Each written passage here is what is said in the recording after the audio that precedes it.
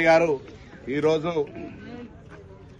రంగాయపల్లె గ్రామానికి సోదరిమణులందరూ కూడా మనకు పెద్ద పండుగ బతుకమ్మ పండుగ ఆడుకోవడానికి స్థలాన్ని కేటాయించేందుకు ఒకసారి అందరు గట్టిగా సపోర్ట్ కొట్టి ధన్యవాదాలు.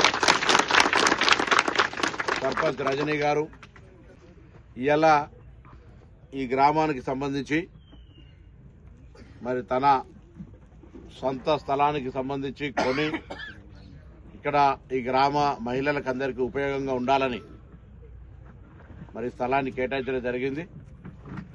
ఇది తప్పకుండా బతుకమ్మ ఆడుకోవడానికి వీలుగా దీనికి అవసరమైనటువంటి కార్యక్రమాలు మళ్ళీ బతుకమ్మ లోపలన ఎంత తొందరగా వీలైతే అంత తొందరగా సర్పంచ్ గ్రామ పెద్దలందరి ఆలోచన మేరకు దీన్ని మీ అందరికీ ఉపయోగంలోకి తీసుకొచ్చే విధంగా బతుకమ్మ ఆడుకునే విధంగా చేయడం జరుగుతుందన్న మాట ఈ సందర్భంగా నా బాధ్యతని మీకు తెలియజేస్తా ఉన్నాను. ఇదే కాక కొత్తగా ఎన్నికైన సర్పంచులందరికీ గ్రామాల్లో ఏదో చేయాలనే ఆలోచన ఉంటుంది. గ్రామ ప్రజలకు అటువంటి హామీ ఇచ్చుంటారు. ఈ నియోజకవర్గంలో 173 గ్రామాలు ఉన్నాయి. 173 గ్రామాలకు సంబంధించినటువంటి ప్రజల ఆకాంక్షకు అనుగుణంగా ఇప్పటికే అనేక కార్యక్రమాలను జరుగుతూ ఉన్నాయి.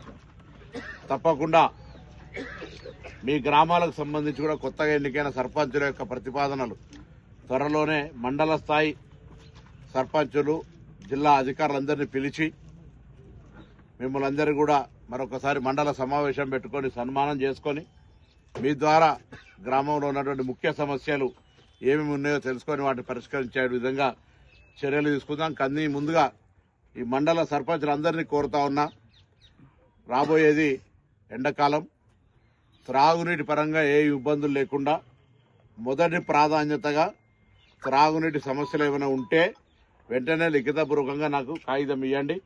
త్రాగునీటి సమస్య లేకుండా అన్ని రకాల చర్యలు ప్రభుత్వ పక్షాలు తీసుకునే బాధ్యత మీది మనది.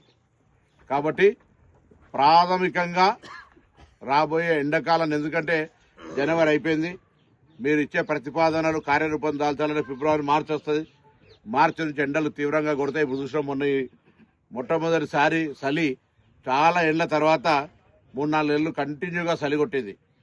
మామూలు చల్లేది. ఈసారి చాలా మందికి దగ్గు దమ్ము ఉన్న వాళ్ళంతా కూడా బాగా దవాఖానలలో ఈ యొక్క మన కరీంనగర్ కాదు మొత్తం రాష్ట్రం దేశం అంతా కూడా ఇబ్బంది పడ్డారు.